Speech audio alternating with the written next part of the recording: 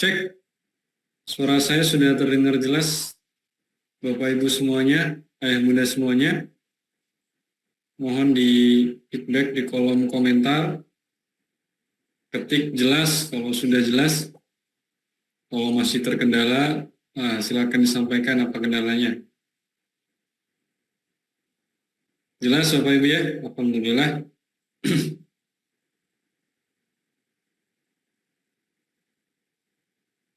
Oke.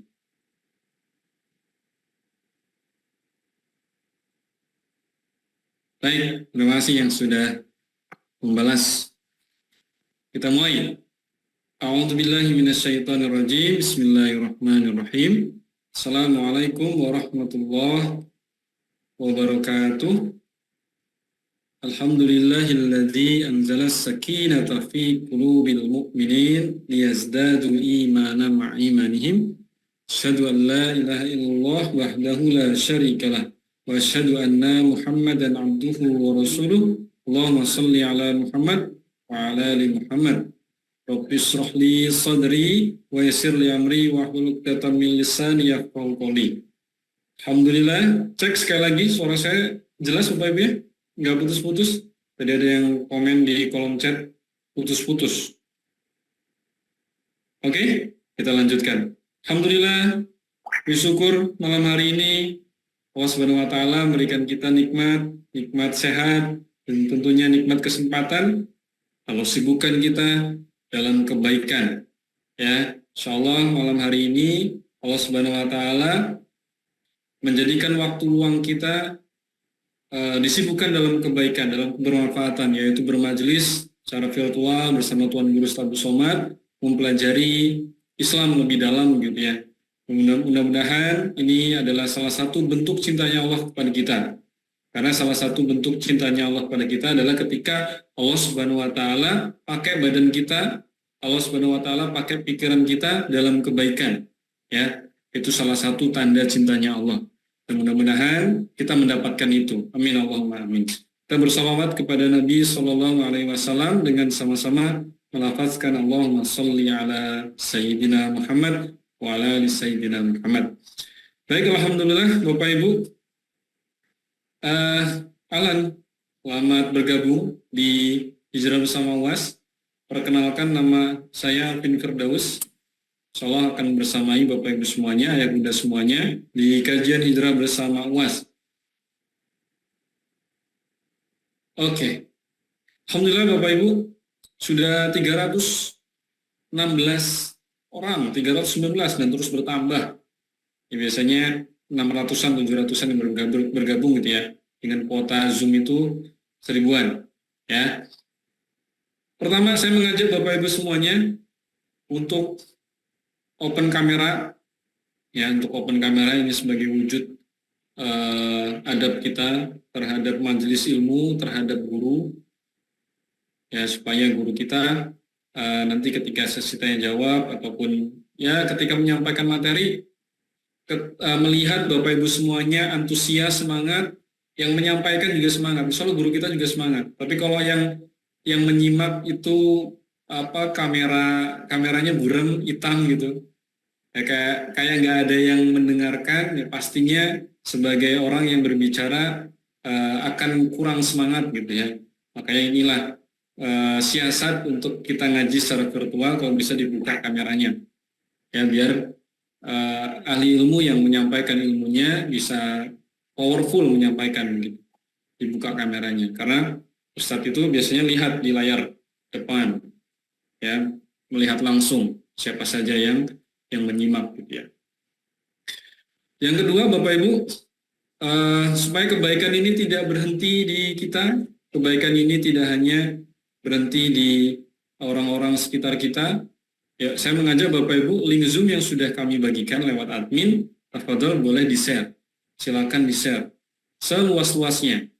Share lewat grup WhatsApp, grup keluarga misalnya, grup kerja, alumni SD, alumni TK, alumni SMP, tafadhol silakan di-share. Supaya kita dapat kebaikan juga, dan kebaikan ini nggak berhenti di kita. Man dalla ala khairin falahu mithlu ajrin fa'ilihi. Siapa yang menunjukkan suatu kebaikan, dia akan mendapatkan kebaikan serupa seperti orang yang mengerjakannya, tanpa mengurangi pahala orang yang mengerjakan tersebut. Ya, jadi kalau ada orang yang ikut belajar ngaji, wasilah Bapak Ibu nge-share linknya, mudah-mudahan Bapak Ibu juga kecipratan pahalanya. Amin Allahumma amin. Oke, saya izin menyapa Bapak Ibu dari mana aja, boleh di kolom komentar, kolom chat. Dari mana aja, sebutin kotanya yang sudah hadir. Karawang, Yogyakarta, Insya Allah Yogyakarta. Insya Allah Bapak Ibu, 9 bulan ke depan saya ada amanah ya untuk mimpin pondok gitu ya. Alhamdulillah hari ini sudah ada di Wonosari, ya di Yogyakarta, di Wonosari. Bapak Ibu kalau berkenan, silakan boleh main ke salah satu cabang sidak di Wonosari, Masjid Rahmatan Lil Alamin. Ya silakan, Masjid Rahmatan Lil Alamin.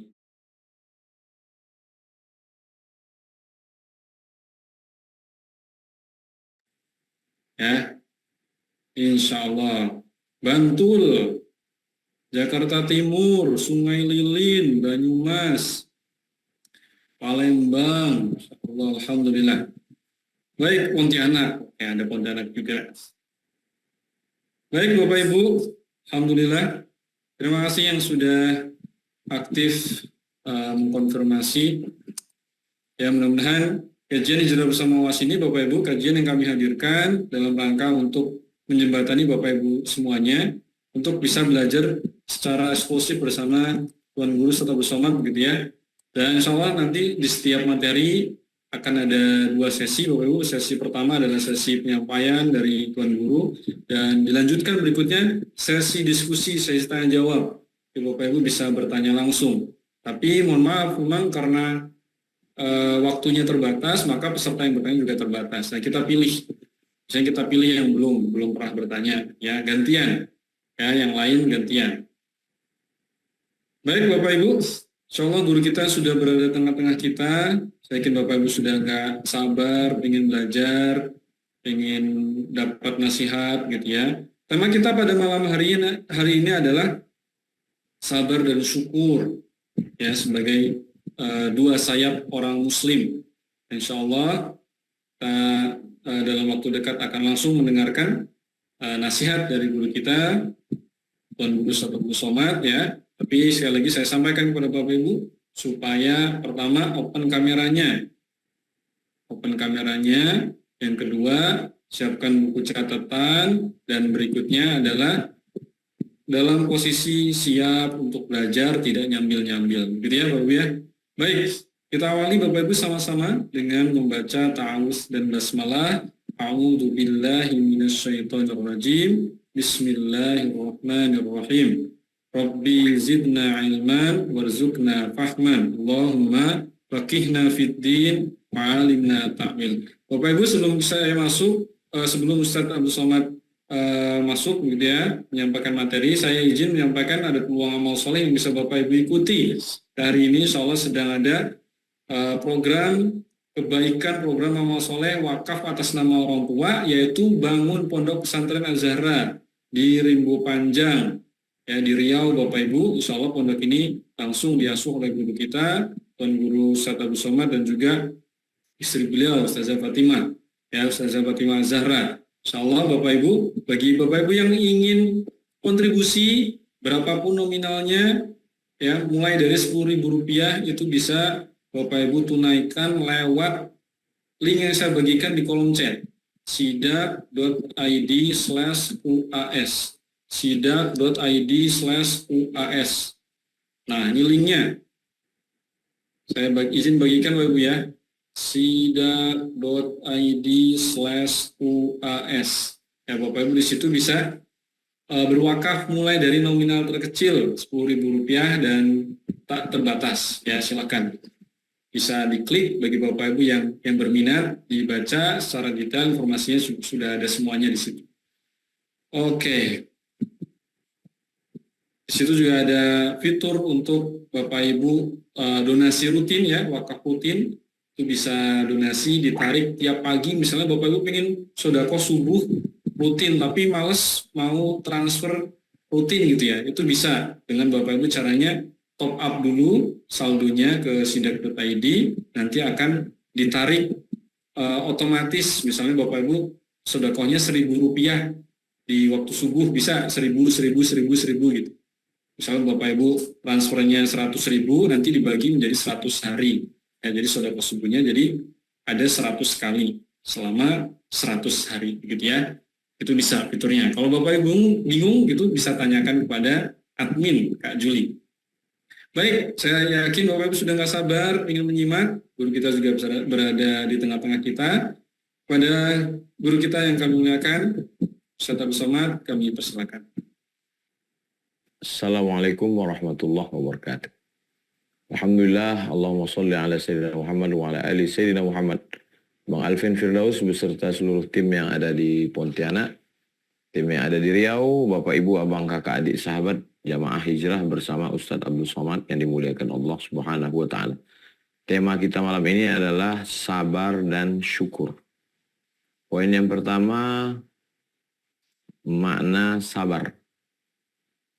Sabar itu maknanya yang pertama adalah al-habsu, menahan. Kata sabar itu artinya menahan. Menahan mulut, menahan hati, menahan pikiran, menahan tangan. Makanya orang yang ketika tertimpa musibah, laisa minna man darabal qulud, bukan golongan kami orang yang memukul-mukul pipi.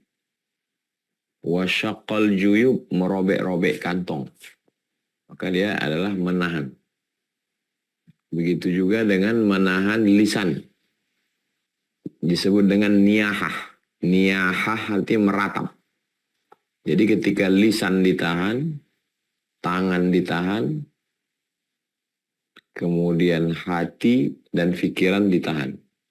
Itu disebut dengan sabar. Kemudian sabar itu dari 3 huruf. Shad, ba, ra, sabr. Orang Arab menyebut pohon kaktus itu sabar. Bentuknya berduri-duri, tidak menyenangkan, tidak menarik, tumbuh di tanah yang kering kerontang, airnya pahit. Kalau sudah sangat-sangat nggak ada air sama sekali daripada mati, orang mengambil kaktus itu dan memeras airnya. Pahit sekali. Kena ke tangan kita pun kalau kita jilat, pahit. Begitulah pahitnya sabar itu.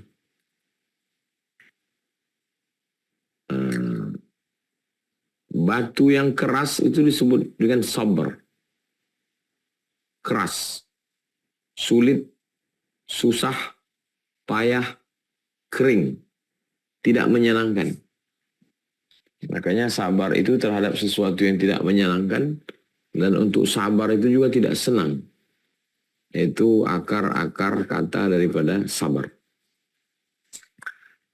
Pembahasan yang kedua, sabar itu disebutkan di dalam Al-Quran sebanyak 103 kali. Dalam bentuk, berbagai bentuknya. Ada bentuk past tense, fi'il madhi, ada bentuk present, future, mudhari, ada dalam bentuk masdar, ada dalam bentuk isim fa'il. Di total semuanya 103 kali dalam Al-Quran. Ya ayyuhalladzina amanu ista'inu bis sabri was salah wa ta'awanu 'alal birri wa taqwa wasta'inu bis sabri was salah innallaha ma'as sabirin. Ya ayyuhalladzina amanu isbiru wa sabiru wa rabitu. Jadi semuanya di total dihitung oleh ulama 103 kali. Dan kalau mau diringkas, maknanya itu ada beberapa makna. Pembahasan yang ketiga. Makna sabar dalam Al-Quran itu habsun nafsi. menahan diri.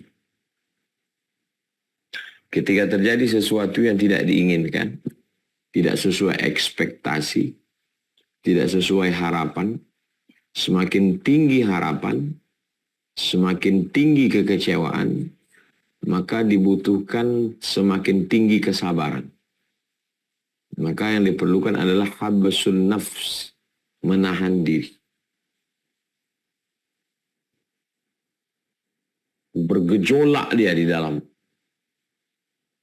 Seperti air yang mendidih dan siap meledak.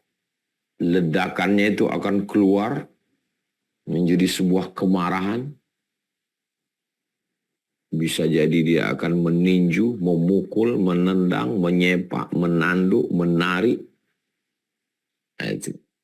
Jadi sebelum dia berubah menjadi action, yang pertama kali dilakukan adalah habsun nafs, menahan. Dia ada gejolak di dalam. Ketika orang sudah mulai diam, dia sedang bergejolak di dalam. Di saat menahan gejolaknya itulah dia sabar. Kalau sampai dia tidak lagi tertahan, dari mulai mata, kemudian lidah, kemudian tangan, kaki, kepala, nah itu adalah actionnya. Jadi sabar itu adalah langkah awal pertamanya itu. Habsun nafs, menahan diri. Itu pembahasan ketiga. Yang keempat, sabar itu puasa. Makanya sum syahras sabri. Berpuasalah engkau bulan sabar. Bulan sabar itu maksudnya bulan puasa. Jadi ketika saya berpuasa berarti saya sedang sabar.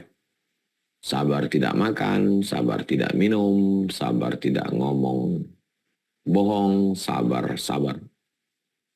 Jadi mana sabar di dalam Al-Quran itu, pembahasan keempat adalah puasa.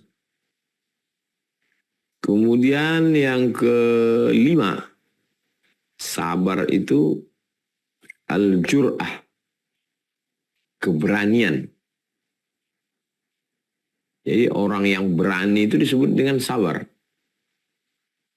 Oh, kok enggak matching, enggak ketemu. Sabar kan lain. Orang kalau sudah dia sampai pada level sabar, bisa dia menahan dirinya, nanti dia akan menjadi berani.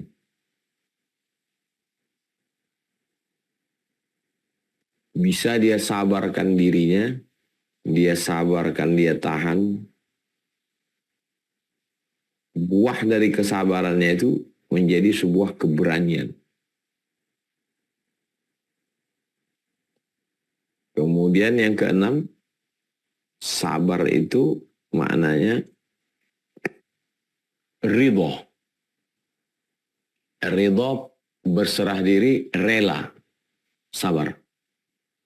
Jadi kalau kita lihat ada orang yang, ya udahlah, saya ridho menerima segalanya. Saya rela. Sudah jadi bahasa kita. Itu berarti dia sabar. Yang ketujuh, sabar adalah al-thabat ala syai'. Kokoh bertahan pada sesuatu. Makanya ada ungkapan orang, kamu kok sabar ya kerja di situ? Kamu kok sabar ya jalan dengan si Anu? Kamu kok sabar ya nunggu begitu lama? Nah itu maksudnya al-thabat ala syai'. Nah, jadi sabar ini memiliki berbagai macam makna di dalam Al-Quran. Yang kedelapan, bagaimana orang bisa sabar? Yang kedelapan, bagaimana bisa sabar? Sabar bisa muncul karena cinta. Jadi kalau kita lihat ada seorang ibu yang mendengar suara tangisan anaknya, Beda sama laki-laki. Laki-laki mendengar tangisan, mungkin dia ada seorang laki-laki mencekik anak ketika ditangkap polisi, ditanya, saya kehilangan kesadaran. Histeris. Tapi kalau cinta, orang cinta bisa sabar. Cinta bisa membuat sabar. Makanya seorang suami, seorang istri, bagi orang lain mungkin bodoh. Tapi karena dia cinta, dia bisa jadi sabar. Unik memang sabar ini. Bisa cinta yang di dalam hati orang itu membuat dia menjadi sabar. Yang kesembilan, sabar itu karena pengetahuan. Kenapa dia sabar nunggu di depan pintu? Di depan pintu kantor bosnya itu kok sabar dia? Ya karena dia tahu. Karena dia tahu bahwa bapak ini nanti akan keluar jam 12 dan dia akan bagi-bagi duit. Yang nggak tahu nggak sabar. Ngapain kita tunggu nih 5 menit cabut. Dia nggak tahu yang keluar itu siapa dan apa yang akan ada. Jadi yang membuat orang sabar itu adalah pengetahuan. Ketika tahu, sabar. Nggak tahu, nggak sabar.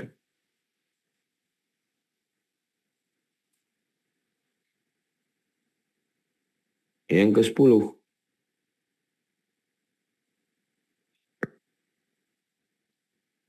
Kenapa orang sabar? Karena balasan. Nah, jadi sabar masuk pagi, pulang petang, dengan beban pekerjaan. Kenapa sabar? Ya, karena dia tahu ada balasannya. Kenapa kamu sabar? Ya, saya karena ada balasannya. Kalau nggak ada balasannya, saya juga nggak sabar. Tapi sabar yang tinggi itu adalah sabar karena cinta. Sabar walaupun tak berbalas. Nggak ada balasannya, ini nggak dapat apa-apa. Lalu kenapa kamu sabar? Karena cinta. Itu lebih tinggi. Lebih tinggi sabar karena cinta daripada sabar karena ilmu. Sabar karena balasan. Itu tentang sabar. Berikutnya yang ke-11. Masih terkait tentang sabar. Apa balasan bagi orang yang sampai pada level sabar? Innama yuwaffas sabiruna ajrahum bighairi hisab. Orang yang sabar itu balasannya bighairi hisab. Nggak bisa dihitung. Sekarang 1.000, juta, miliar, triliun, dan seterusnya. Sabar itu nggak ada hitungannya. Nggak bisa dihitung, nggak bisa dikira. Makna lain balasan sabar bighairi hisab adalah nggak bisa diduga. Nggak bisa dikira. Saya kira, saya duga, nggak bisa diduga. Berarti surprise. Allah mau kasih kita surprise, maka dengan cara dia bagi sesuatu yang membuat kita sabar. Ketika kita sabar, kita mendapatkan bighairi hisab. Ini 11 poin tentang sabar. Sekarang kita pindah ke yang berikutnya adalah syukur. Saya bagi 2. 11 poin sabar. Yang syukur ini kita mulai dari poin pertama. Makna syukur. Syukur selalu dikaitkan dengan kufur. Kufur artinya menutupi, nggak nampak, nggak kelihatan. Sedangkan syukur artinya menampakkan, memperlihatkan.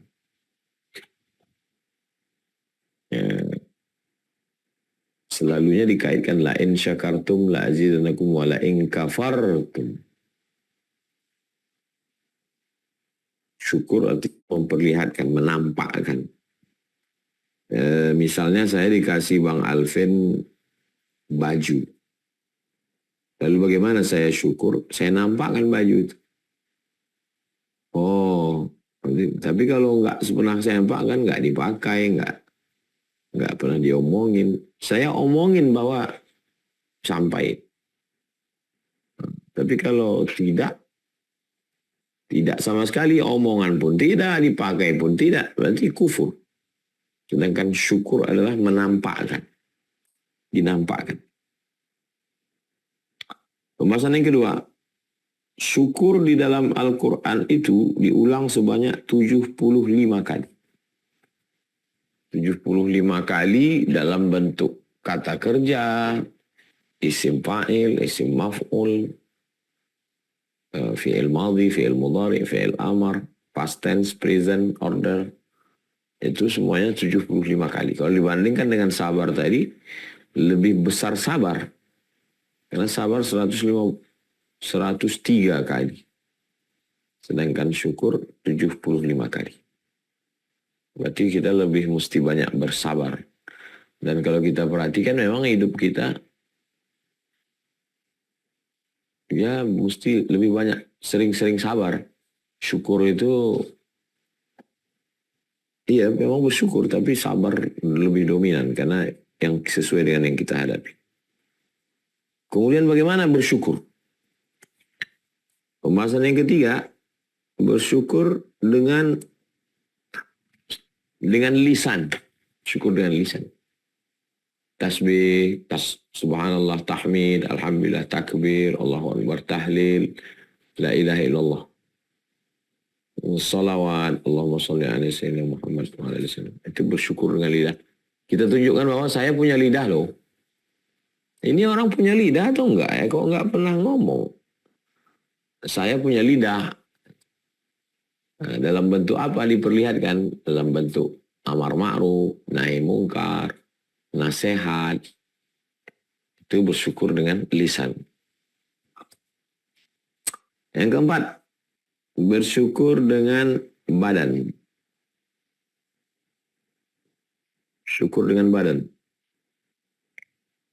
Tegak, ruku, sujud, tawaf, sa'i, melontar jumroh, wukuf di padang Arafah, bantu orang, gotong royong.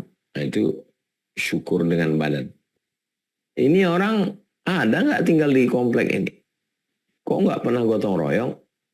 Nggak kelihatan. Yang kelima, bersyukur dengan bilmal, dengan harta. Ini orang kampung ini berduit enggak nih? Berduit Pak Ustadz, mana masjidnya bagus. Berarti bersyukur dengan harta. Zakat, wakaf, infak, sedekah, wasiat, hibah. Yang keenam, bersyukur dengan hati. Syukur dengan hati itu ya rasa di dalam. Bahwa saya bersyukur nih. Ungkapan syukur dari hati itu terungkap di mulut. Alhamdulillah wa syukurillah. Ungkapan syukur dalam hati itu terwujud dalam bentuk bagi duit, sedekah, zakat. Ungkapan dalam hati syukur itu terwujud dalam bentuk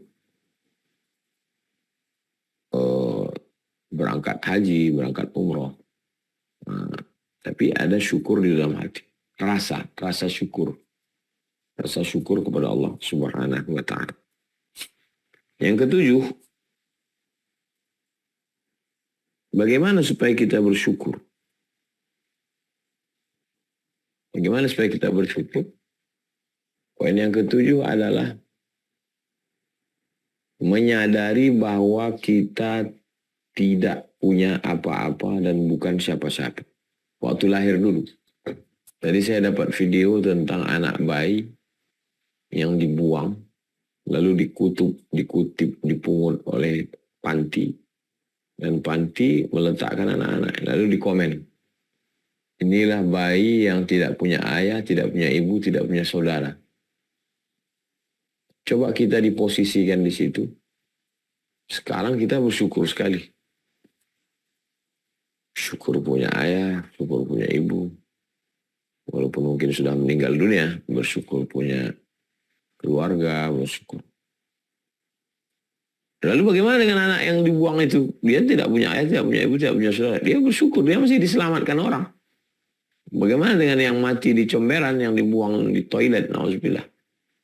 Yang dikerubungi lalat, dimakan tikus, na'udzubillah. Dia masih hidup, ya syukur. Alhamdulillah.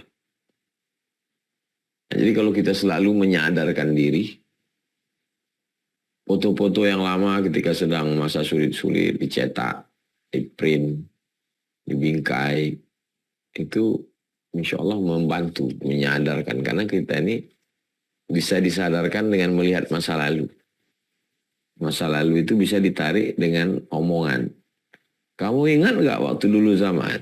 Tapi kadang biasanya orang nggak suka diceramahi. Tapi kalau dikirim foto dia masa sulit, masa susah, itu insya Allah dia bersyukur. Yang ke-8, apa balasan? Balasan orang yang bersyukur adalah ditambah Allah Ta'ala.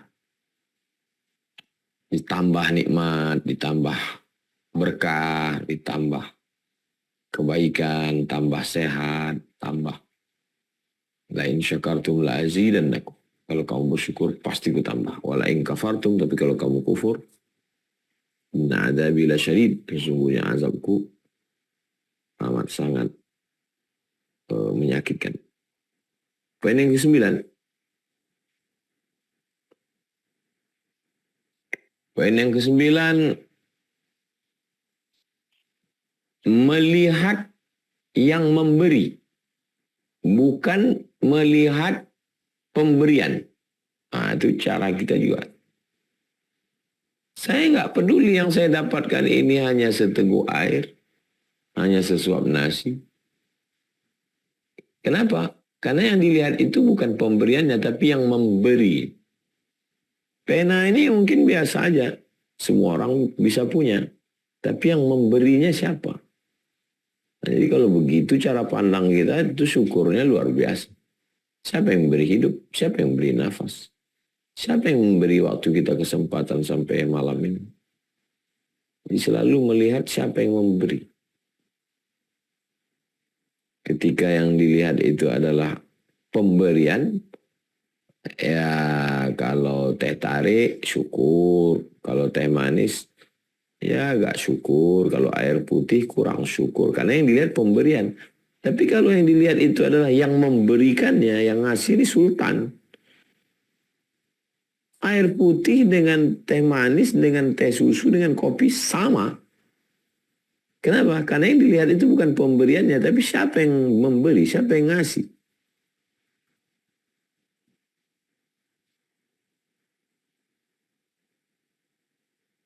Sepuluh.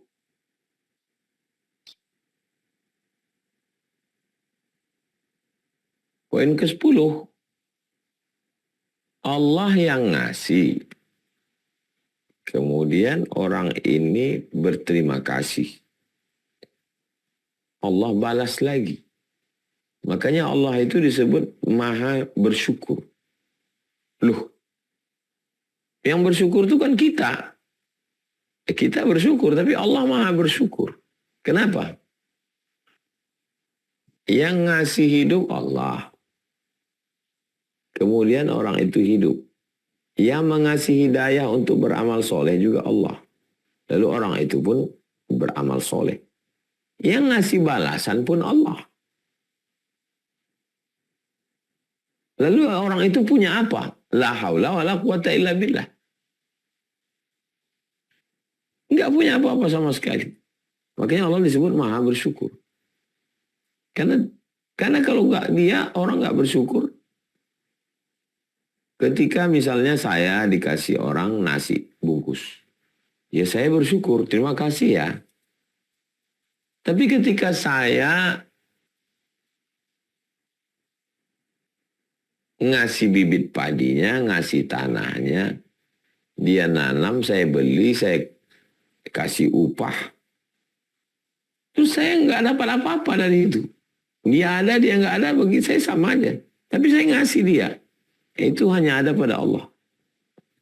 Maha bersyukur. Murid berterima kasih ke guru. Iya kan, dia ngasih ilmu. Pegawai dengan jabatan, pejabat atas. Tapi Allah Subhanahu Wa Taala, dia yang ngasih. Dia yang ngasih hidayah. Dia yang buat orang sholat. Dia pula yang mengasih hadiah. Terakhir yang ke-11. Kita bagi 11 untuk sabar, 11 untuk syukur. Pada hakikatnya semua syukur. Jadi tidak kalau sehat syukur. Kalau nggak sehat sabar. Kalau kaya syukur. Kalau nggak kaya sabar. Pada hakikatnya, pada puncaknya semua syukur. Sehat syukur, sakit pun syukur juga. Kenapa waktu sakit syukur? Ya, dengan sakit dosa diampuni, dengan sakit bisa istirahat, dengan sakit bisa introspeksi diri. Nah, ini puncak orang yang sampai pada level melihat hakikat, melihat substansi. Kalau melihat casingnya, ini sabar, ini syukur. Tapi kalau udah sampai pada substansinya, ya semuanya syukur. Karena Allah tidak akan mungkin memberikan sesuatu yang tidak baik. Pasti Allah kasih yang baik. Dan kalau Allah kasih yang baik, ya tapi menurut kita nggak baik. Sakit, rugi, bangkrut, gagal, itu kan nggak baik. Itu kan nggak baik menurut kita. Kan kita yang mengatakan itu nggak baik. Kalau dalam pandangan Allah, kan baik. Lalu kalau baik menurut Allah, kita mestinya bersyukur. Cuman karena baik menurut Allah, menurut kita nggak baik, akhirnya kita nggak bersyukur. Nah, jadi hakikatnya pada puncaknya adalah syukur. Ketika melihat segala sesuatu itu dengan pandangan hikmah, maka syukur. Itu 11 poin, lebih kurang 30 menit. Bang Alvin Firdaus, kita nanti akan lanjutkan dengan dialog interaktif. Terima kasih. Wassalamualaikum warahmatullahi wabarakatuh. Waalaikumsalam warahmatullahi wabarakatuh. Insyaallah tabarakallah ada 22 poin Bapak Ibu ya. Berkaitan dengan sabar 11 dan syukur 11. Saya mencatat teman tadi beberapa yang terlewat. Berkaitan dengan sabar, sabar itu artinya menahan al-habsyu. Kemudian sabar juga disebutkan dalam Al-Quran ada 103 kali. Dibandingkan dengan syukur tadi, sabar lebih banyak. Ya, hampir 2 kalinya. Kemudian makna sabar dalam Al-Quran adalah menahan diri ketika terjadi sesuatu dalam hidup yang tidak sesuai dengan ekspektasi, maka yang terjadi adalah kekecewaan. Maka kita butuh sikap untuk bisa menahan diri yaitu dengan sabar. Kemudian makna lain dari sabar itu juga berpuasa. Kelima, sabar juga bermakna keberanian. Ini buah dari sabar ini nanti kita akan punya mental ya, keberanian dan seterusnya dan seterusnya. Dan tadi di poin syukur, masya Allah luar biasa. Di poin terakhir, Bapak Ibu, level berikutnya seorang mukmin dalam kondisi apapun gitu ya, baik dalam kondisi nikmat ataupun dalam kondisi yang tidak baik, maka syukur adalah level tertingginya, ya, level tertingginya. Yang mudah-mudahan Allah Subhanahu Wa Taala memberikan kita kekuatan untuk bisa mengamalkan apa yang disampaikan oleh guru kita. Insyaallah. Amin Allahumma amin. Baik, kita masuk ke sesi tanya jawab Bapak Ibu. Sesi yang saya yakin sangat ditunggu-tunggu oleh Bapak Ibu semuanya. Ya, saya izin coba pilih dulu yang di kolom chat ada yang tanya enggak?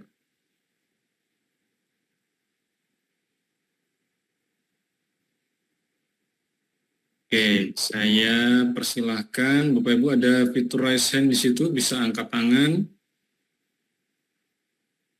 Ya, persilahkan untuk yang pertama Bapak Abdul Rozak. Ya, dibuka mic-nya, silakan. Silakan Bapak, sampaikan pertanyaannya. Assalamualaikum warahmatullahi wabarakatuh. Ustaz. Waalaikumsalam warahmatullahi wabarakatuh. Saya nak tanya Ustaz. Ya, Menghadapi berbagai banyak ujian. Selain dari kesabaran, apakah ada lagi amalan yang harus saya perbuat Ustaz? Itu aja. sabar itu hasilnya. Sabar itu hasilnya. Oke. Sabar itu hasilnya. Yang perlu dilakukan itu adalah prosesnya. Banyak orang mengatakan, saya udah bersabar Pak Ustadz. Tapi berarti bukan sabar. Jadi sabar itu hasilnya. Prosesnya bisa jadi sabar itu yang kita bahas malam ini. Gimana kita bisa berproses sehingga jadi sabar? Bahwa meyakini itu datangnya dari Allah. Ini datangnya nih dari Allah. Misal ginilah. Sampel sederhana, helm hilang. Helm hilang. Terus kita bilang, sabar ya bro? Iya, aku sabar. Tapi kok hilang ya? Berarti nggak sabar.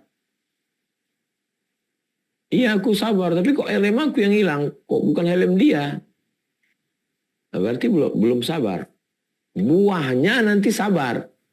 Bagaimana prosesnya sampai ke sabar itu? Yakin bahwa memang udah takdir saya helm ini hilang. Kalau memang udah disimpan di dalam, sudah dikunci, sudah digembok, hilang juga. Berarti udah takdir saya. Yang kedua, berarti memang salah saya. Kenapa saya cuma gantungkan aja? Dengan itu kita bisa sabar. Karena salah saya, berarti ke depan saya mesti lebih hati-hati lagi. Lalu kemudian dengan cara husnuzon. Husnuzon sama Allah. Ya mungkin Allah punya rencana lain. Mungkin Allah mau ganti saya dengan helm yang baru. Sabarnya datang. Sabar itu hasilnya.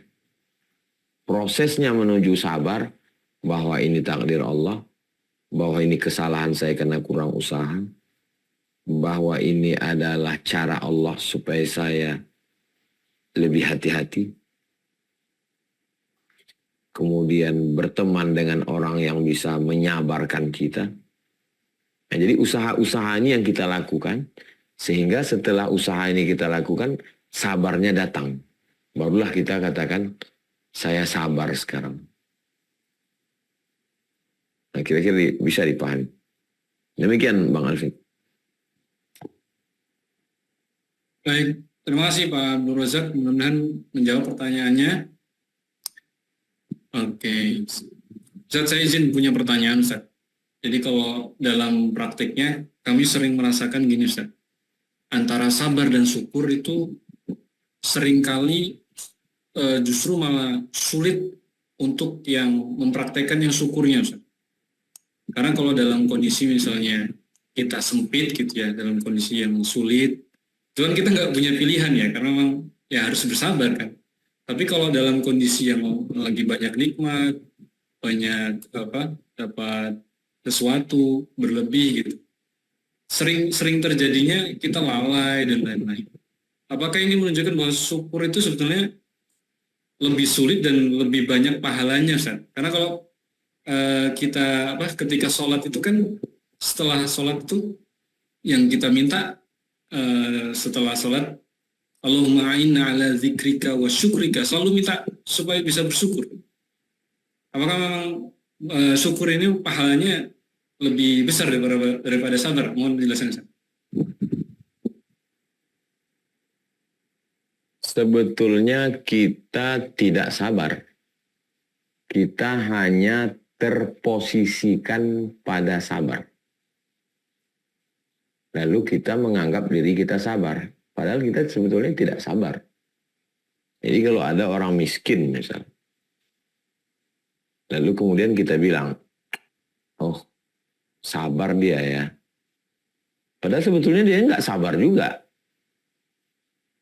Beda sama orang kaya.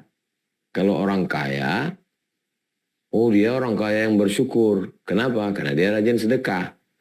Dia orang kaya yang nggak bersyukur. Kenapa? Karena dia pelit. Tapi kalau orang miskin, ya kita menghukumi dia sabar, sebetulnya dia nggak sabar juga. Sebetulnya dia tidak sabar.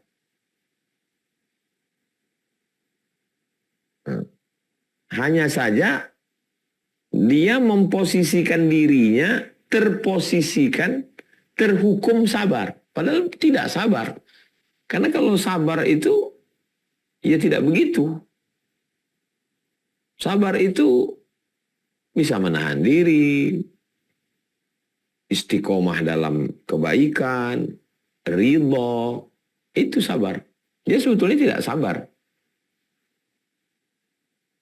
Jadi antara sabar dengan syukur, dari penyebutan 103 dengan 75. Dan kalau kita lihat, nabi-nabi itu lebih banyak ujian sabarnya daripada ujian syukurnya. Siapa yang diuji dengan syukur? Punya kerajaan, rakyatnya dari kalangan manusia dan jin, angin-angin bersimpuh sujud. Nabi Daud kan. Tapi kalau yang lain daripada itu, sabar. Jadi kalau ada orang mengatakan, kita banyak sabar Pak Ustadz. Enggak, kita enggak sabar. Kita hanya menyangka diri kita sabar, atau disangka orang sabar, atau memang mau nggak mau ya sabar, nah gitu. Padahal sebetulnya kita nggak sabar. Jadi kalau cerita berat, ya berat sabar. Buktinya orang di rumah sakit itu sabar semua Pak Ustadz. Enggak sabar mereka. Cuman karena nggak tahu lagi mau apa, ya udah diam aja. Diam bukan berarti sabar. Di dalam hatinya berkeluh kesah, gundah gulana, merasa Tuhan tidak adil. Kita aja yang menyangka sabar. Kalau orang lain menyangka diri kita sabar, masih lumayan. Jangan-jangan kita menyangka diri kita sabar, padahal sebetulnya kita tidak sabar. Nah, jadi sabar jauh lebih berat daripada syukur. Karena sabar itu pada sesuatu yang tidak menyenangkan, tidak mengenakkan. Kalau syukur itu pada sesuatu yang menyenangkan, mengenakkan, membahagiakan. Dan semua orang bersyukur. Tapi kalau sabar, perlu proses yang panjang, barulah sampai akhirnya dia mendapatkan buah yang bernama sabar. Dan sabar yang kita pahami itu hanya sepertiga dari sabar. Sabar yang pertama adalah sabar dalam ketaatan. Sabar sholat, sabar puasa, sabar bangun malam, sabar berzikir, sabar ngapal Quran, itu sabar. Kemudian sabar yang kedua, sabar ketika menahan maksiat. Sabar enggak judi, sabar enggak riba, sabar enggak zina. Baru sabar yang level paling bawah, sabar waktu sakit, sabar waktu kehilangan, sabar waktu bangkrut. Jadi sabar jauh lebih, maka balasannya juga lebih. Demikian Bang Alvin. Insyaallah.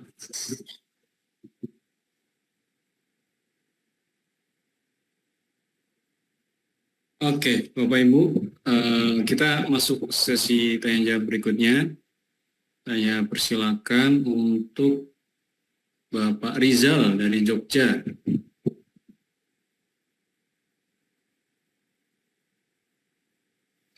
Iya, saya mau.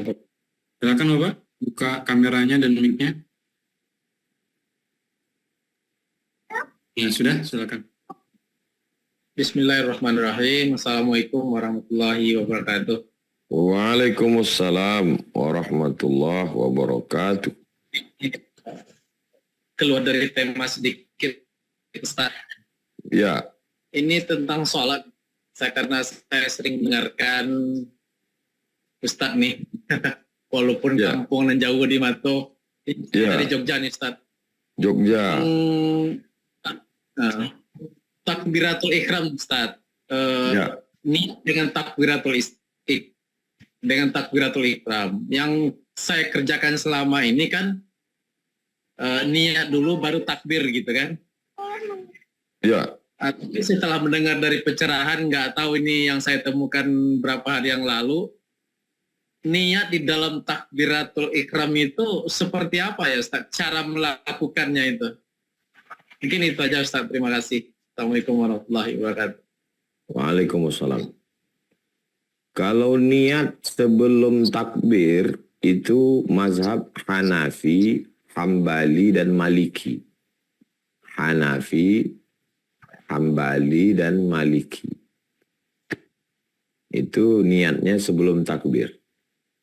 Jadi dia niat dulu, baru dia takbir. Allahu Akbar. Kalau niatnya di dalam takbir, itu mazhab Syafi'i. Mazhab Syafi'i itu al-qasdu muqtarinan bil fi'li. Niat yang sejalan dengan perbuatan. Kalau yang pertama tadi niatnya dulu. Habis niat, baru perbuatan. Kalau mazhab Syafi'i enggak. Niatnya dengan perbuatannya sejalan. Sejalan itu maka disebut dengan muqaranah. Muqaranah sejalan beriringan. Jadi mulutnya menyebut Allahu Akbar. Allahu Akbar. Mulutnya. Tapi di dalamnya saya sholat fardu maghrib 3 rakaat adaan makmuman lillahi ta'ala. Itu dari dalam Akbar. Allahu Akbar. Nah, niatnya itu di dalam takbirnya itu niatnya. Itu mazhab Syafi'i. Saya mengamalkan mazhab Syafi'i. Jadi kalau saya sholat, niat saya di dalam takbir itu. Tadi saya sholat Isya. Saya sholat Isya 4 rakaat fardu ada jadi imam. Allahu Akbar. Dalam mazhab Syafi'i. Wallahu a'lam bishawab. Siap, terima kasih Ustaz. Barakallahu fikum.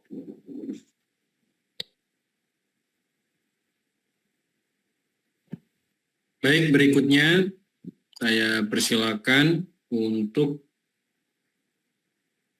Ibu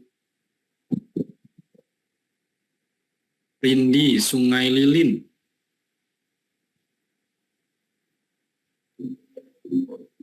Silakan Ibu dibuka mic-nya.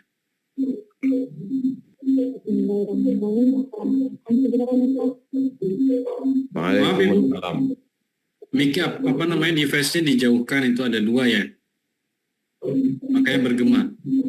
Nah tuh, satunya dimatikan. Ya, satunya dimatikan dulu, baru sampaikan pertanyaannya. Sudah? Dibuka dulu mic-nya. Nah, sudah, silakan.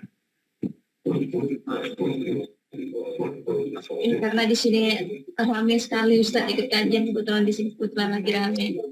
Assalamualaikum Ustaz. Alhamdulillah. Waalaikumsalam. Lagi. Ini Ustaz yang terkait yang barusan ditanya tadi Ustaz. Itu kan yang kait takbiratul ihram tadi Ustaz. Saya agak sedikit ini Ustaz ya. Karena kalau saya sholat itu, saya kan menganut Imam Syafi'i Ustaz ya. Tapi saya selama ini itu sholatnya beda mazhab itu kayak mana Ustaz? Saya niat dulu baru takbir Ustaz. Kayak mana itu Ustaz? Sedangkan untuk batal wudhu saya mengikuti Imam Syafi'i. Mohon penjelasannya Ustaz. Syukran Ustaz.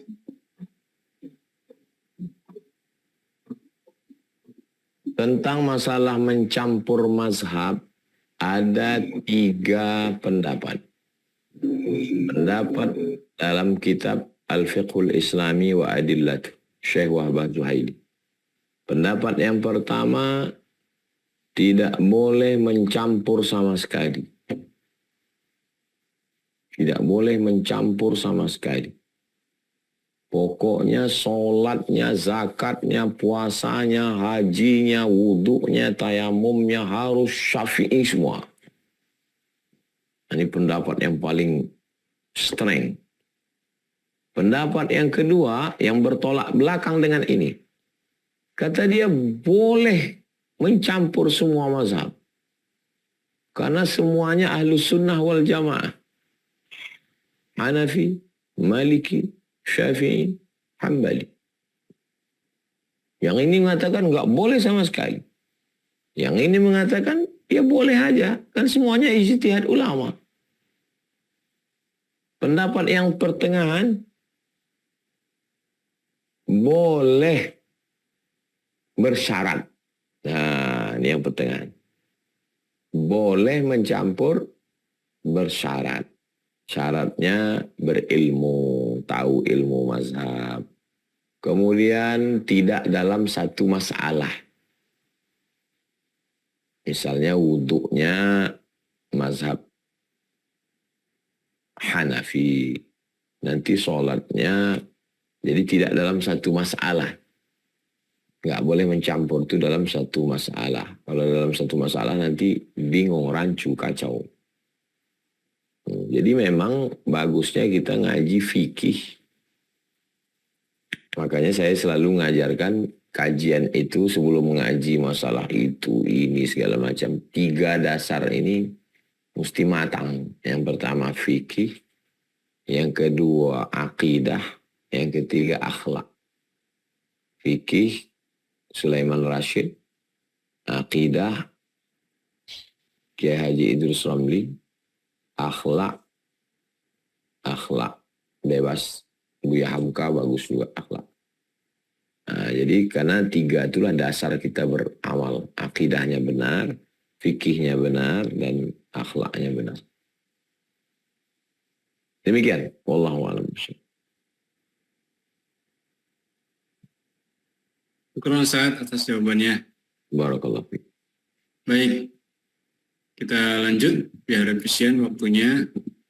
Masih ada beberapa menit ya Bapak Ibu. Saya persilakan untuk Bapak Andra Dika.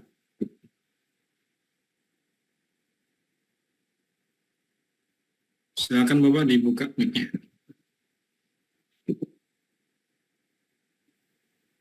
Assalamualaikum warahmatullahi wabarakatuh. Waalaikumsalam. Begini Ustaz, saya ingin bertanya. Baru-baru ini kan saya diuji. Nah, setelah diuji saya merasa bagi saya bersabar. Tetapi setelah Ustadz menjelaskan minggu kemarin itu di surat Al-Maidah ayat 45. Jadi saya kepikiran ingin membalas Pak Ustadz. Apakah saya tidak termasuk orang bersabar Ustadz?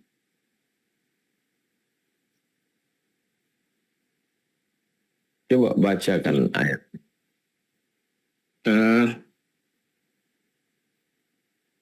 Di dalam ayat itu kan artinya kalau nyawa dibalas dengan nyawa, luka dibalas dengan luka, dan seterusnya.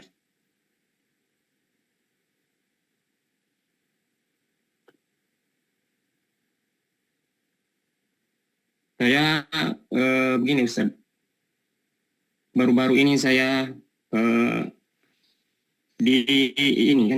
diuji, ditipu. Saya telah melapor ke polisi tapi tidak direspon.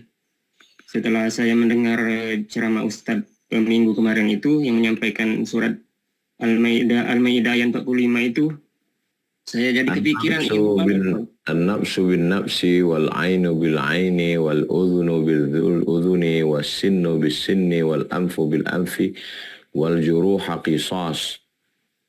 Nyawa dibalas nyawa, mata dibalas mata, gigi dibalas gigi, hidung dibalas hidung, telinga balas telinga, luka dibalas luka. Jadi kalau saya dilukai orang, kulit saya, mata saya datang kepada hakim. Lalu hakim menjatuhkan hukum yang sama kepada pelaku itu. Ada orang menusuk mata saya, na'udzubillah. Saya datang ke hakim, saya bilang, Pak Hakim, ini mata saya ditusuk dia. Lalu hakim mengarahkan ke polisi, kata polisi, tangkap. Dia dijatuhi hukuman yang sama. Itu hukum Islam. Apakah saya tidak sabar karena saya menuntut balas? Justru saya sedang sabar. Karena sabar kan tadi levelnya 3. Sabar melaksanakan perintah Allah, sabar menjauhi larangan Allah, sabar menerima cobaan. Saya datang ke hakim untuk melaksanakan perintah Allah. Dan hakim juga sabar.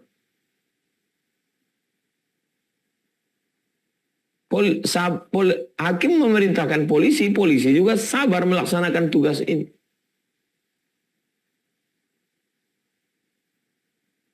Jadi kita malam ini sedang ngaji sabar menurut Islam, bukan sabar menurut kita. Sabar menurut kita itu ya udahlah, biarin aja. Itu bukan sabar, itu namanya pasif. Itulah beda kita ngaji sama nggak ngaji. Nauzubillah, tanah saya diambil orang. Ya saya sabar untuk ngurus ini. Saya datang ke hakim. Saya bilang, hakim, dia ngambil tanah saya. Lalu hakim juga sabar untuk menegakkan keadilan ini. Lalu hakim mengerahkan kepada jurusita, ke polisi. Tangkap dia. Lalu orang itu nyogok hakim. Kata hakim, enggak bisa, saya sabar ini, kata hakim. Saya sabar untuk menegakkan agama Allah, dan saya sabar untuk enggak nerima duit kamu. Karena sabar tadi kan 3. Sabar melaksanakan hukum Allah. Sabar meninggalkan perbuatan maksiat. Udahlah, biarin aja. Itu bukan sabar, itu namanya pasif. Itu namanya Jabriyah. Jabriyah itu satu mazhab filsafat, lawannya Qadariyah. Qadariyah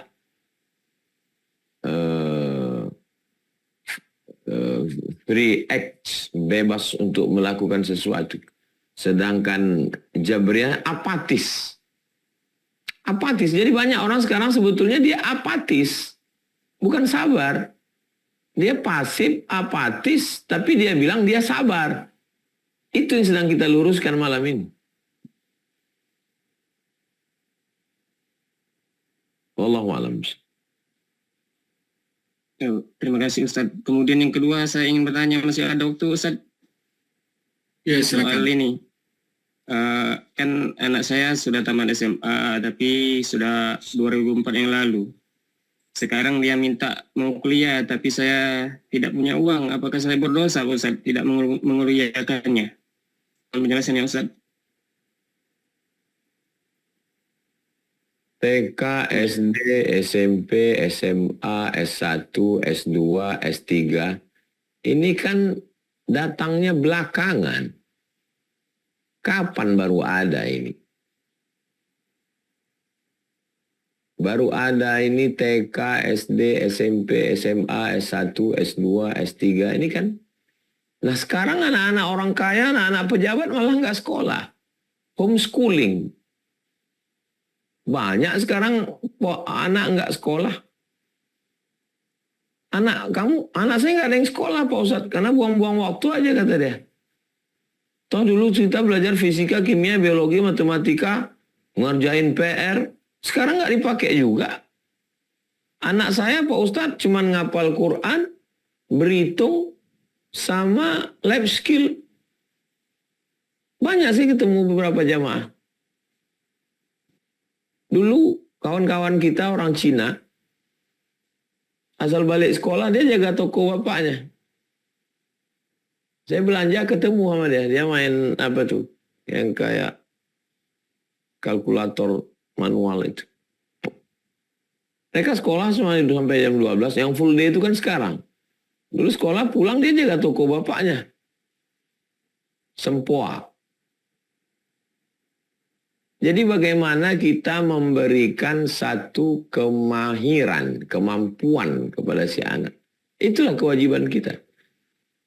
Dulu CV itu, kurikulum vitae itu banyak sekali. Dari mulai TK, SD, SMP, SMA, S1, S2, S3, postdoktoral. Sekarang enggak. Saya bisa ini. Karena sekolah udah terlalu banyak. Kamu bisa apa? Sekarang S1, S2, S3 itu sudah mudah sekali orang kuliah. Bisa apa?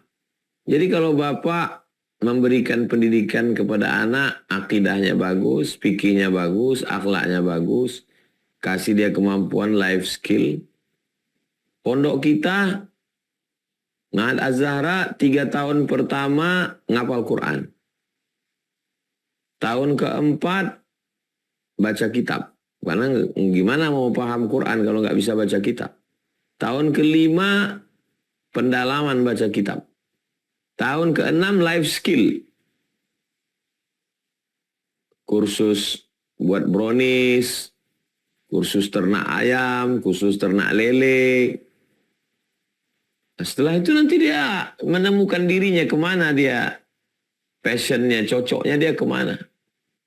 Bengkel,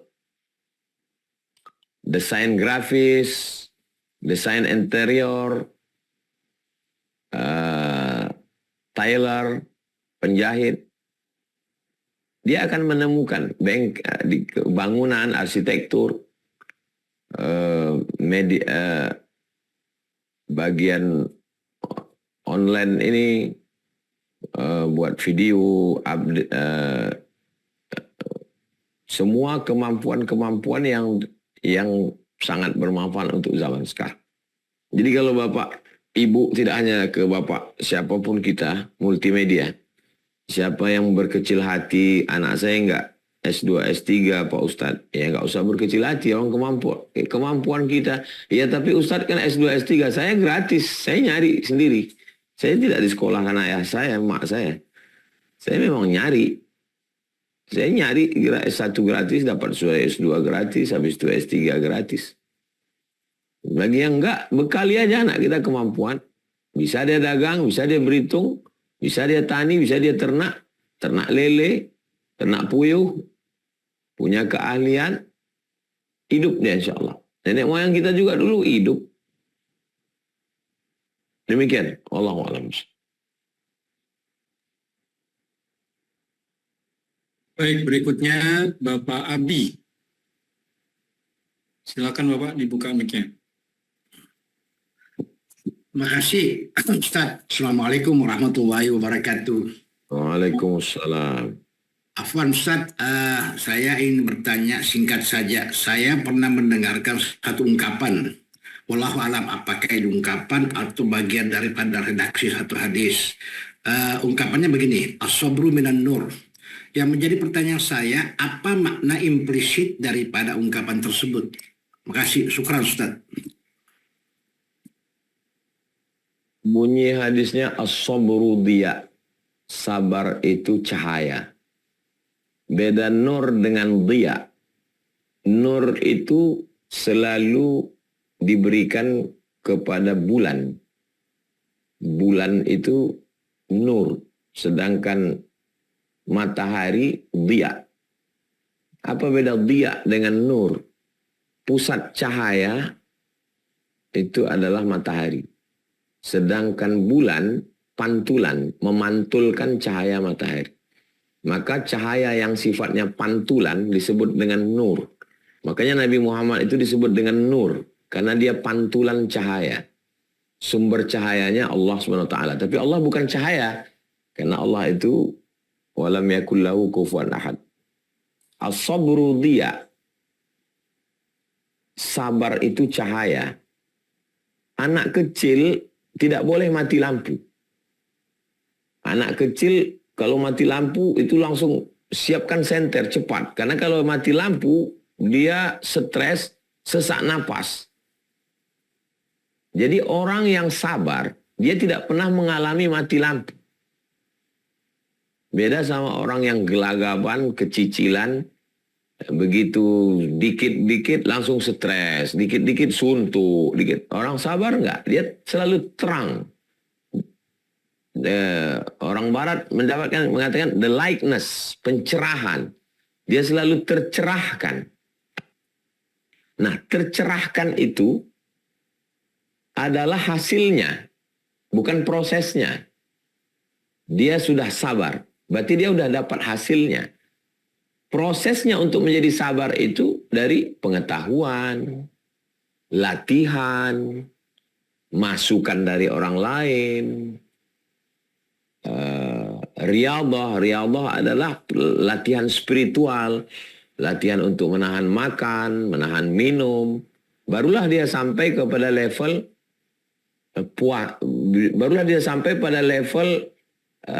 sabar. Ketika dia sabar itu dia dikatakan dia sedang mendapatkan cahaya, dia tercerahkan. Dia sudah dapat pencerahan. Agaknya lebih kurang demikian, Pak. Wallahu a'lam bishawab. Syukran. Afwan. Barakallah.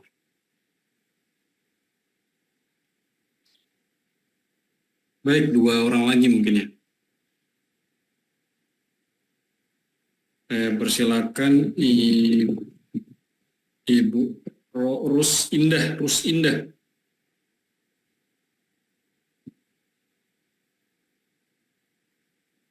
Assalamualaikum Pak Ustadz. Waalaikumsalam warahmatullahi wabarakatuh. Ya Pak Ustadz, aku mau tanya. Aku kan pertama aku udah bilang nih sama suamiku sholat. Terus tiba-tiba adalah yang bilang gak usah dikasih tahu lah suami sholat. Nanti sholat sendiri gitu kan. Apa yang harus saya lakukan gitu Pak Ustadz? Al-mu'minun laki-laki wal mu'minat perempuan ba'duhum awliya'u ba'd. Mereka saling tolong-menolong. Ya'muruna bil ma'ruf, mengajak berbuat baik, wa yanhauna 'anil munkar, melarang munkar. Jadi kalau ada seorang istri ngajak suami sholat, ngajak suami puasa sunat, dia sedang menjalankan agamanya. Kalau ada kawan, tetangga ngasih tahu, suamimu nggak usah kamu urus, berarti dia sedang meninggalkan ajaran agama. Dia nggak ngerti agama. Rahimallahu mara'an aiqadha ahlahu. Allah memberikan rahmat kepada seorang suami yang membangunkan istrinya. Selanjutnya hadis itu, rahimallahu mara'atan aiqadha zaujaha.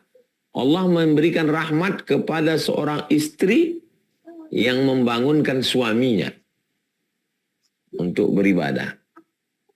Jadi ibu, kakak, siapapun yang sedang berusaha keras supaya suaminya jadi orang baik, dia sedang menjalankan ajaran Islam. Kuntum khairu ummah, kamu umat orang paling baik. Ukhrijat linnas. Ta'muruna bil ma'ruf, ngajak orang buat baik.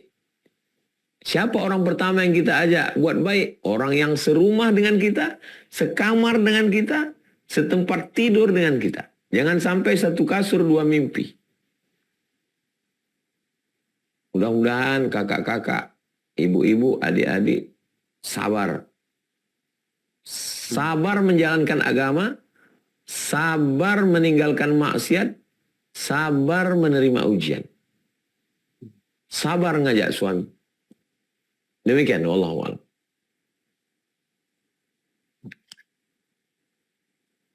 Baik, masih ada satu slot lagi untuk Bapak Ibu yang ingin bertanya. Saya persilakan, siapa ya? Aduh, masih banyak ternyata. Ibu Bapak Abi Hafiz dari Bekasi. Silakan Bapak. Baik, terima kasih. Assalamualaikum warahmatullahi wabarakatuh. Waalaikumsalam. Terima kasih Ustadz atas penjelasannya. Tadi kalau saya tangkap gitu ya, sepertinya kan antara sabar, ini kembali ke materi ya. Antara sabar dan syukur ini seperti dua sisi mata uang ya. Artinya kita hidup ini kalau nggak sabar ya syukur. Kemudian dijelaskan juga bahwa sabar ini adalah suatu proses, hasil dari proses. Nah, ada penjelasan bahwa orang miskin ataupun misalnya orang tadi yang menghadapi kesulitan itu tidak sabar katanya. Nah, pertanyaannya kita bagaimana kita tahu bahwa kita itu sabar dan prosesnya sampai sejauh mana bahwa itu akan menghasilkan sabar itu sendiri. Jadi artinya memaknai arti kata sabar itu yang seperti apa ini Ustaz? Terima kasih gitu pertanyaannya. Sabar itu adalah hasilnya. Prosesnya untuk mendapatkan sabar itu pengetahuan, persahabatan, percobaan. Setelah tahu, persahabatan disabarkan orang lain, nasihat. Lalu kemudian percobaan, dicoba, coba. Barulah dia sampai pada satu stasiun namanya sabar. Kapan kita sadar bahwa diri kita sabar? Ustaz Somad ini kayaknya orangnya sabar. Ketika kita merasakan tidak ada gejolak perlawanan dalam diri kita. Tidak terasa dia, tidak ada melawan. Kita menerima. Berarti 3 proses tadi kita berhasil. Pengetahuan. Hai Abdul Somad, bahwa sudah tertulis di Lauhil Mahfuz, sendal kamu ini memang sudah kamu usahakan, kamu letakkan di tempat yang bagus, aman, tapi memang sudah tertulis. Ini proses menuju sabar dengan pengetahuan. Lalu kemudian dengan persahabatan datang sahabat ngasih tahu. Sabar Ustaz ya. Memang di masjid ini sering hilang sendal.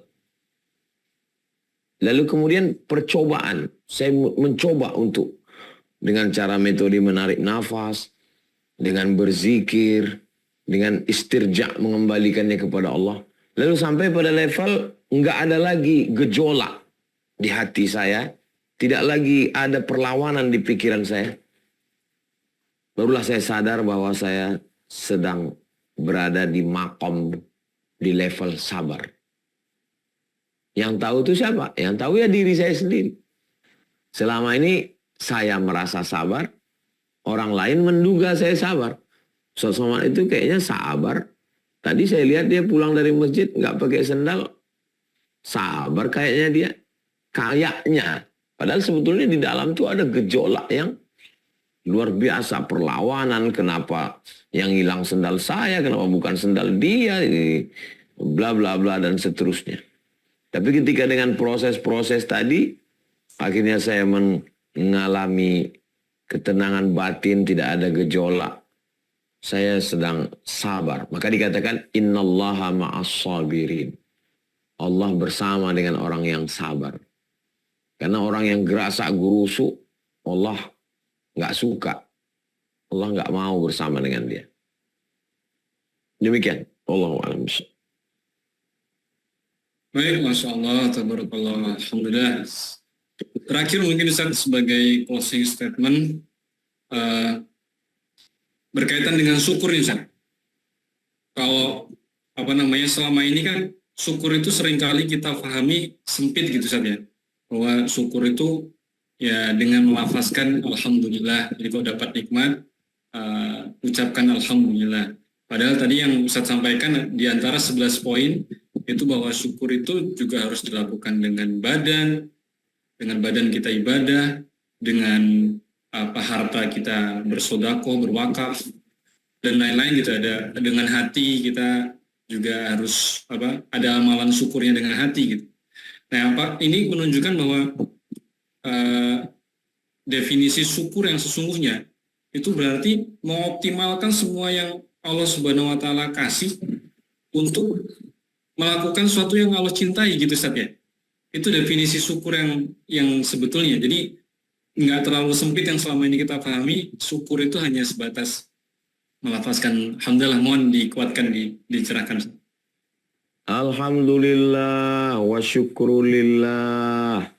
Alhamdulillah ya Allah, syukur ya Allah. Dia udah bersyukur, tapi baru syukur dengan lisan.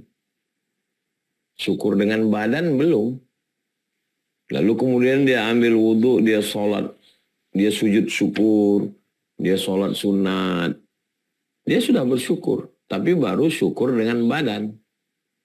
Syukur dengan hartanya belum. Dia bayar zakat, dia infak, dia sedekah, dia wakaf. Dia baru bersyukur dengan harta, tapi hatinya belum.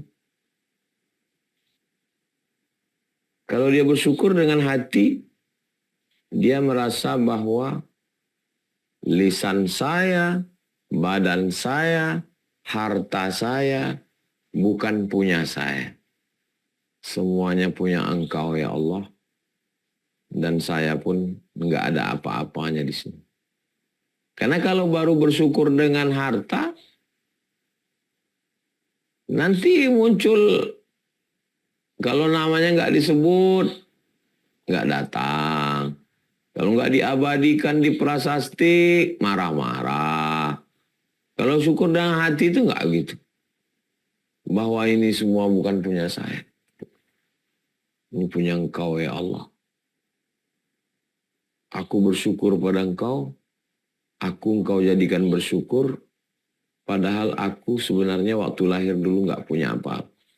Dan setelah Engkau berikan ini semua, aku bisa bersyukur. Aku bisa bersyukur. Aku bisa bersyukur.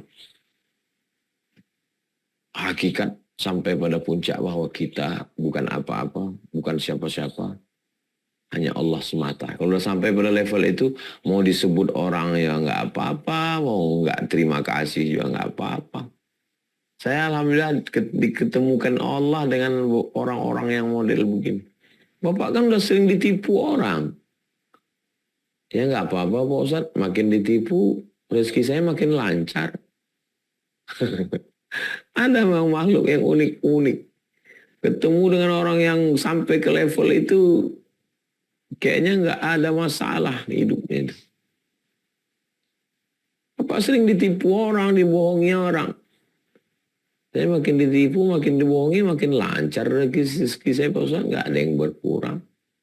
Nah, ini udah kena syukur di hati.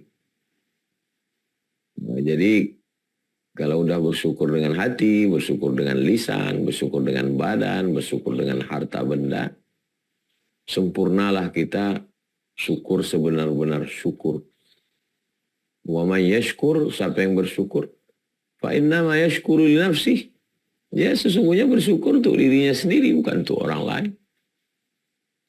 Qalilan ma tashkurun, sedikit orang yang bersyukur. Wa qalilun min ibadiyasy syakur, hanya sedikit orang hamba-hambaku yang pandai bersyukur. Mudah-mudahan kita termasuk orang yang digolongkan Allah ke dalam yang pandai bersyukur. Demikian Bang Alvin. Baik, Masya Allah, tabarakallah. Terima kasih atas ilmunya malam hari ini Ustaz, luar biasa. Mudah-mudahan Allah Subhanahu wa taala memberikan kekuatan untuk kita semuanya bisa paham, bisa mengerti, dan bisa mengamalkan apa yang disampaikan oleh guru kita, Ustaz Abdul Somad. Bapak Ibu, sebelum nanti kita berdoa bersama-sama dipimpin oleh guru kita, saya izin menyampaikan informasi Bapak Ibu, khusus untuk warga Lombok Bapak Ibu ya. Kita insya Allah tanggal 25 Mei akan ada kajian eksklusif di Hotel Raya Lombok. Bapak Ibu bisa daftar dengan cara klik link yang kami bagikan di kolom chat. Nah, ini insya Allah agendanya tanggal 25 Mei di Hotel Raya Mataram yang ada di Lombok, Bapak Ibu ya. Tanggal 25 Mei. Ya, pembahasannya tentang 3 sahabat. Ya. 3 kaya berkuasa atau hamba biasa.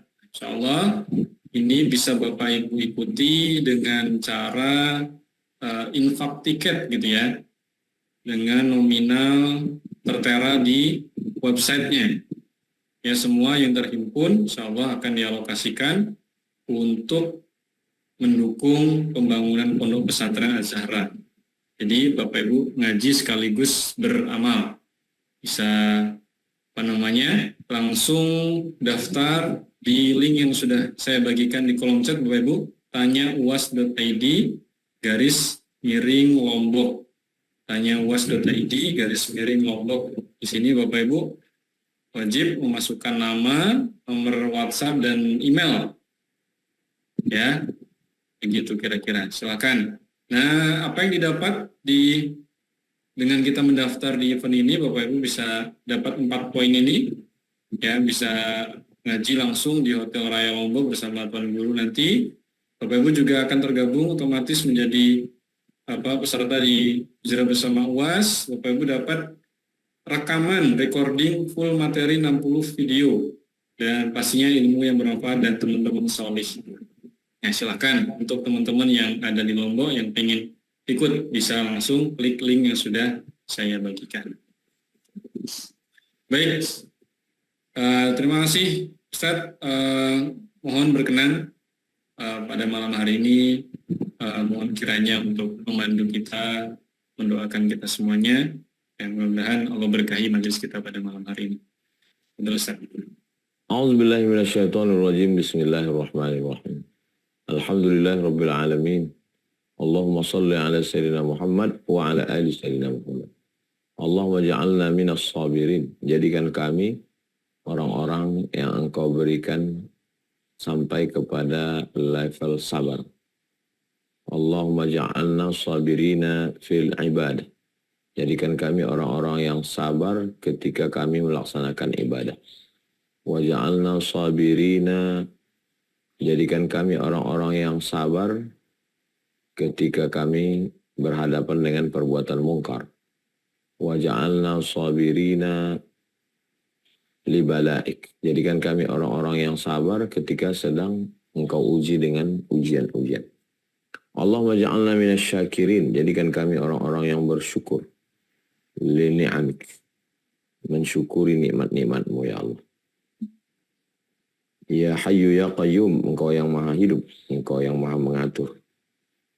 Ya Muyassir kulli asir, Engkau yang memudahkan segala yang sulit. Fa inna kulla asirin alaika yasir, segala yang sulit mudah bagimu. Fa yassir lana umurana, mudahkan segala urusan kami. Rabbana fir lana dzunubana, ampunkan dosa kami.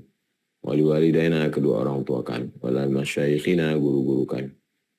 Wali jama'atina, semua sahabat-sahabat kami yang ikut kajian malam ini. Begitu juga yang mengikuti kami dari jauh pada masa-masa berikutnya. Allahumma khtim lana bi husnil khatimah. Tutup umur kami dengan husnul khatimah. Wa jama'na ma'al habibil mustafa fi jannatikal ula. Satukan kami dalam surga bersama Rasulullah sallallahu alaihi wasallam. Rabbana atina fid dunya hasanah wa fil akhirati hasanah wa qina adzabannar. Wa sallallahu ala sayyidina Muhammad wa ala alihi wasallam. Walhamdulillahirabbil alamin. Taqabbalallahu minkum wa minkum taqabbal ya karim. Terima kasih Bang Alvin Firdaus beserta seluruh tim yang ada di Pontianak, tim yang ada di Riau, sahabat Bapak Ibu Abang Kakak Adik, jamaah hijrah bersama Ustaz Abdul Somad. Mudah-mudahan kita selalu istiqamah. Berkah selalu, bahagia selalu. Assalamualaikum warahmatullahi wabarakatuh. Waalaikumsalam warahmatullahi wabarakatuh. Jazakumullah khairan kasiran pada guru kita semuanya yang kita muliakan, Ustaz Abdul Somad. InsyaAllah sudah mau meluangkan waktunya untuk kita semuanya berbagi ilmu. Semoga apa yang disampaikan menjadi amal jariah untuk beliau dan juga menjadi wasilah Allah mudahkan segala urusan beliau, Allah mudahkan dakwahnya, disehatkan keluarganya, disakinahkan keluarganya, dan diberikan kesehatan yang paripurna. Amin Allahumma amin. Baik Bapak Ibu, saya mohon maaf jika dalam memandu ada kekurangan, ada tingkah laku yang tidak berkenan, mohon dimaafkan. Terakhir kami ingatkan lagi bahwa kita ada event di tanggal 25 terus di Lombok ya teman-teman di Lombok, silakan daftar di link yang sudah kami bagikan di tanyauas.id/Lombok. Oke, itu dia. Saya izin matikan chat dulu. Dan tadi beberapa ada yang bertanya gimana cara gabung grup, Bapak Ibu.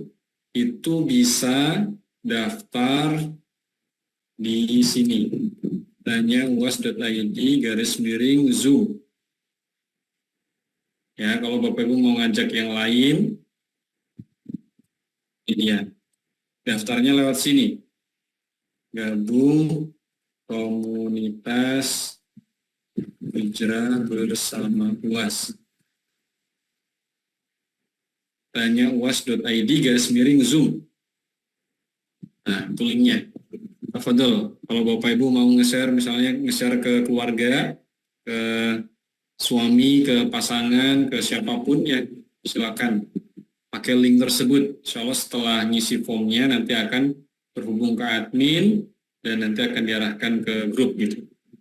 Dan bisa ikut kajian tiap Selasa malam, rutin tiap pekan. Ya tiap malam, tiap hari Selasa malam Rabu, jam 8 malam waktu Indonesia Barat. Baik, terima kasih Bapak Ibu. Saya sekali lagi mohon maaf untuk Bapak Ibu yang belum dapat kesempatan, jangan berputus asa. Insya Allah masih ada kesempatan untuk bisa berdiskusi lebih lanjut. Ya, kita belajar bersama-sama di Hijrah Bersama Mas ini. Kita cukupkan Bapak Ibu dengan sama-sama membaca Alhamdulillahirabbil alamin dan doa kafaratul majlis. Subhanakallahumma wa bihamdika asyhadu an la ilaha illa anta astaghfiruka wa atubu ilaik. Terima kasih Bapak Ibu. Sambil saya tutup ya, sebelum saya tutup saya izin putarkan video keseruan Hijrah Bersama UAS eksklusif yang ini kita laksanakan beberapa bulan yang lalu di Kota Bogor kalau nggak salah. Assalamualaikum warahmatullahi wabarakatuh.